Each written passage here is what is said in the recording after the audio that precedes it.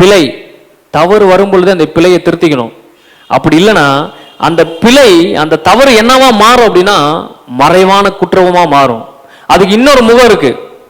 மனுஷனோட வாழ்க்கையில பிழை வரும் பொழுது அந்த பிழையை நீங்க கண்டுக்காம விட்டுட்டீங்க அப்படின்னா அந்த பிழை அடுத்த ஸ்டெப்புக்கு எங்க கூட்டு போகும், ஃபால்ட் எங்க கூட்டு போகும்னா அந்த ஃபால்ட் அவன் உங்க யாருக்கு தெரியாம பண்ணுவான். மறைவான குற்றம், மறைவான குற்றத்தை கூட்டு போயிடும். இந்த மறைவான குற்றம் அடுத்த ஸ்டெப் எங்க கூட்டு போகும் அப்படின்னா 13வது வசனம், துணிகரமான பாவம். மறைவான குற்றத்தை பண்ணிட்டே இருப்பான். ஆனா இன்னொரு நாள் பாருங்க, அப்படியே மறைஞ்சு மறைஞ்சு பண்ண மாட்டான்.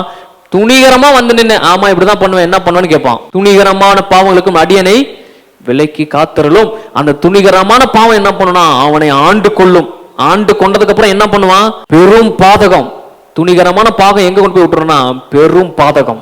பாபிலோன்ல இருக்கிற அந்த ராஜா பெரும் பாதகம், தேவனுக்கு விரோதமாக செயல்பட்டானோ அந்த மாதிரி பெரும் பாதகத்திற்கு இந்த சிறிய பிழை தள்ளி கொண்டு போய்விடும். அப்ப பிழை வாழ்க்கையில வரும், அவசியம் வரும், நிச்சயமா வரும். ஆனா அந்த பிழையை உணரும் பொழுது என்ன நடக்குதுன்னா தேவனிடத்திலிருந்து அளவில்லாத கிருபை நம்ம பெற்றுக்கொள்கிறோம்.